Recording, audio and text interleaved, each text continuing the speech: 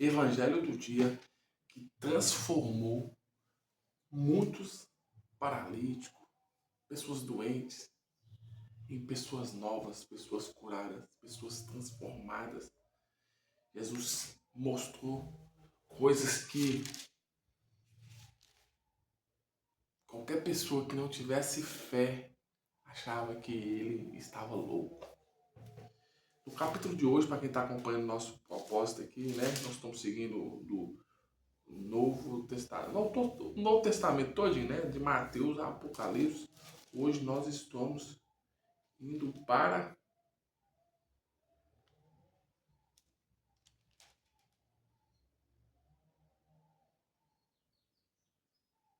o capítulo 13 já, né? Quem está acompanhando aqui? Quem está gostando? Todos os dias aqui nesse canal nós temos o nosso Evangelho do dia. E para quem é católico, para quem é evangélico, nós iremos falar aqui hoje vai ser bem problemático para alguns que às vezes acreditam em doutrinas humanas ou preceitos de igrejas e a Bíblia fica sempre um pouco de lado, né? Porque você conhece pessoas que só conhecem de Deus porque vai na igreja, não porque lê a Bíblia.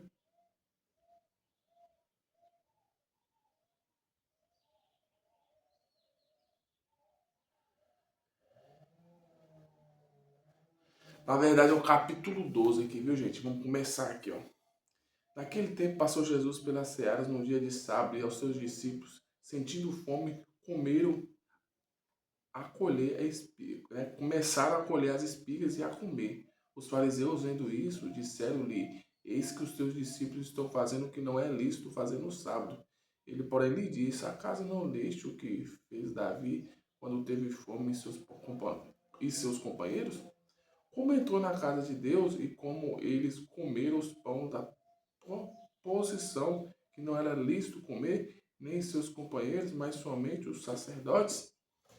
Ou não lestes na lei que os sábados, os sacerdotes no templo violam o sábado e fica sem culpa? Digo-vos, porém, que aqui. Vamos ler isso aqui de novo? Isso aqui quase ninguém sabe, viu? Ou não leis na lei que aos sábados os sacerdotes no templo viola o sábado e fica sem culpa? Só porque é homem de lei, sacerdote? Ah, é porque é um padre, é porque é um pastor. Não, ele não está pecando não, porque ele é o sacerdote.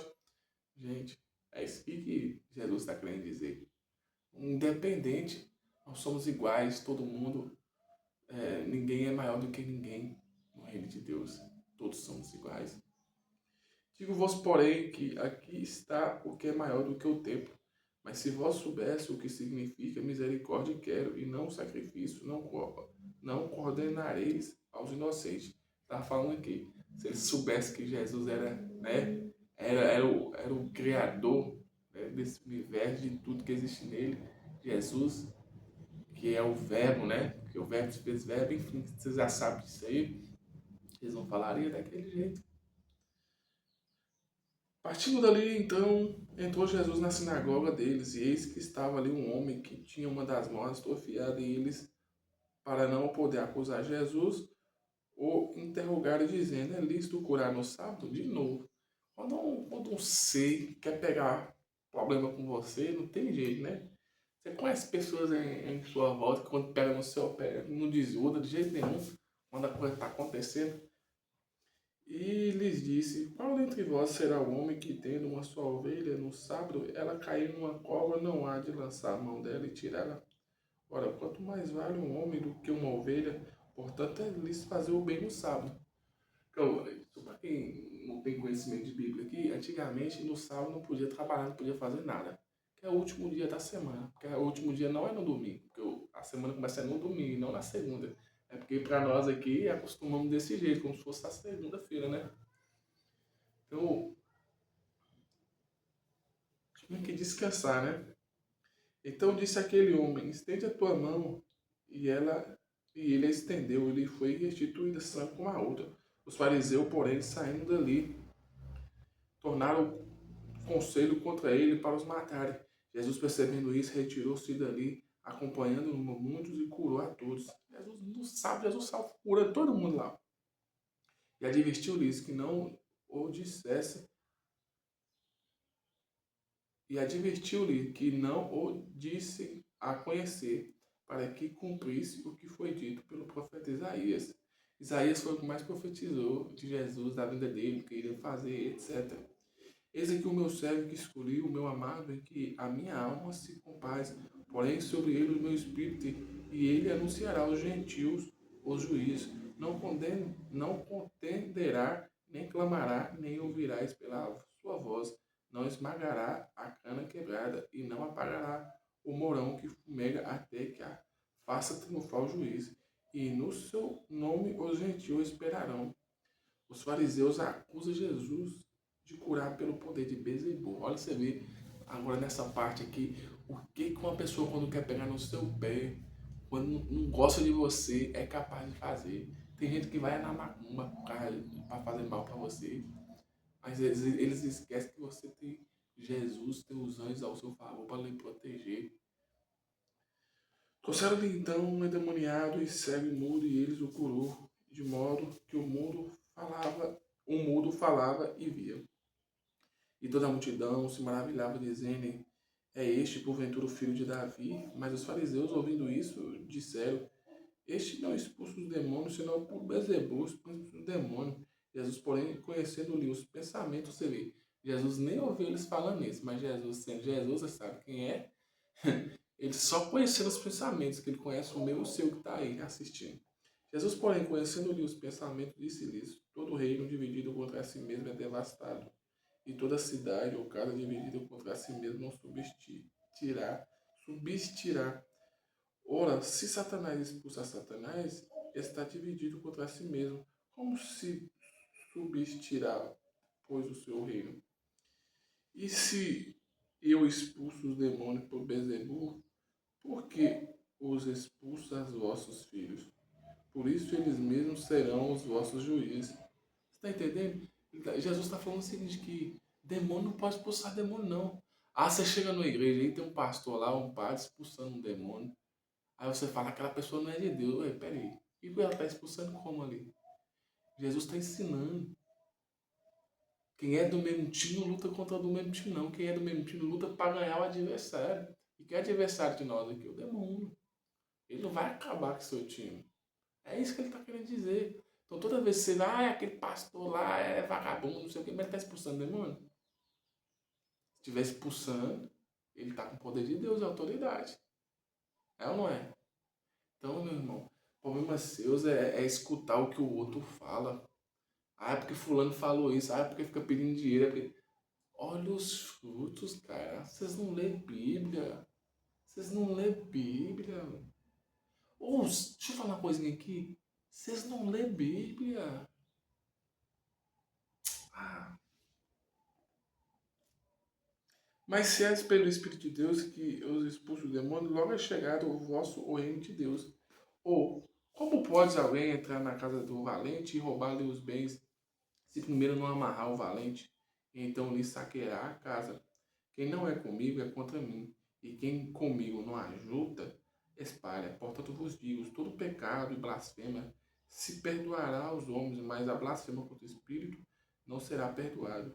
Se alguém disser alguma palavra contra o Filho do Homem, isso lhe será perdoado. Mas se alguém falar contra o Espírito Santo, não será perdoado. Nem nesse mundo, nem no vindouro. Ou seja, nem aqui na terra, nem lá no céu. Vai ficar um homem sem receber o perdão. Uma mulher sem receber o perdão. Não blasfema contra o Espírito Santo, não. Você pode blasfemar até contra mim, estou aqui te dizendo. Mas contra o Espírito Santo, não. Ou fazeis a árvore boas e os seus frutos bons, ou fazeis a árvore má e os seus frutos maus.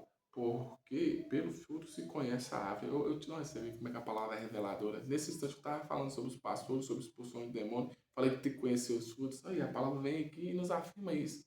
Então isso aí que é o quê? Isso aqui é mais do que uma confirmação para ti que está aí me ouvindo. Então preste atenção para de ignorar os fatos. Seu problema é acreditar no errado e no certo ignorar. Carregado o meu microfone aqui, mas estamos voltando. Então, como eu disse, A questão da árvore, eu estava falando, e você quer conhecer a pessoa, olha os frutos dela. Você vê como é que a palavra de Deus é revelada. Ele estava falando aqui, né? Eu falando dos pastores, como expulsa demônio, não sei o que, você achando que ele é do demônio. Enfim, olha os frutos da pessoa ali, você vai ter uma noção, vai ter como saber se a pessoa está fazendo algo por Deus ou não. Ó, o homem bom do seu bom tesouro tira coisas boas, e os maus dos maus tesouros tira as coisas más. Digo-vos, pois, que de toda palavra fútil que o homem disser, não há de dar conta no juízo. Porque pelas tuas palavras serás justificado, e pelas tuas palavras serás condenado. Então alguns dos escribas e dos fariseus, tomando a palavra, disseram: Mestre, queremos ver a tua parte, algum sinal. Mas ele respondeu: Uma geração mau e adúltera pede um sinal, e nenhum sinal lhe será dado, senão do profeta Jonas. Pois como Jonas esteve três dias e 3 noites no ventre do grande peixe, assim será o filho do homem 3 dias e 3 noites no seio da terra. Os ninivitas se levantarão no juízo com a geração e a condenarão, porque se arrependeram com a pregação de Jonas. E eis aqui é o maior do que Jonas. A rainha do Soul se levantará no juízo com a geração e a condenará, porque veio dos confins da terra para ouvir a sabedoria de Salomão. E eis aqui quem é maior do que Salomão. Jesus o tempo todo falando, eis aqui quem é maior. Vocês dão a ele a grandeza e tudo, mas quem está aqui é o que veio antes deles. Ora, vendo o espírito imundo, saiu do homem, anda por todo lugar árido, buscando repouso, e não encontra. Então diz: Voltarei para a minha casa, de onde saí. E chegado, acha desculpa, varrida e adonada. Então vai e levanta consigo outros 7 espíritos piores do que ele, e entrando, habito ali, e o último estado desse homem vem a ser pior do que o primeiro. Assim há de acontecer também a essa geração perversa. A pessoa está na presença de Deus, a pessoa ali está no Espírito Santo, pensa que não, ela sai, começa a fazer as coisas carnais novamente. 7 espíritos imundos vai até ela, eu a atormento e fica com ela. E é pior ainda, que nem vocês viram aqui na palavra de Deus. Isso aqui é fácil interpretar pelo fato que é autoexplicativa a leitura. Por isso que eu falo, vocês têm que ler. Enquanto eles ainda falavam, as multidões estavam ao lado de fora. Estava ao lado de fora sua mãe e seus irmãos procurando a falar. Disse-lhe alguém: Eles estão ali fora, a tua mãe e os teus irmãos, e procuram falar contigo. Ele, porém, respondeu ao que lhe falava: Quem é minha mãe e quem é meus irmãos? E estendendo a mão para os seus discípulos, disse: Eis aqui minha mãe e meus irmãos, pois qualquer que fizer a vontade de meu Pai que está no céu, esse é meu irmão e minha mãe. Meu Deus, isso aqui vai matar os católicos agora. É autoexplicativo. Ó, eu não vou interpretar aqui não, é autoexplicativo. Lê de novo. Volta o vídeo de novo. Eu não vou entrar nem no debate, porque senão vocês vão falar que eu estou indo contra a religião. E eu sou um cara que eu não prego religião. Então, eu vou terminar por aqui o capítulo. Se vocês tiverem curiosidade, é Mateus 12, do 46 ao 50. Mateus 12, do 46 ao 50. Vocês leem lá e vocês mesmo interpretam, tá bom? Então, fica com Deus e até o próximo capítulo aqui. Em nome do Pai, do Filho e do Espírito Santo.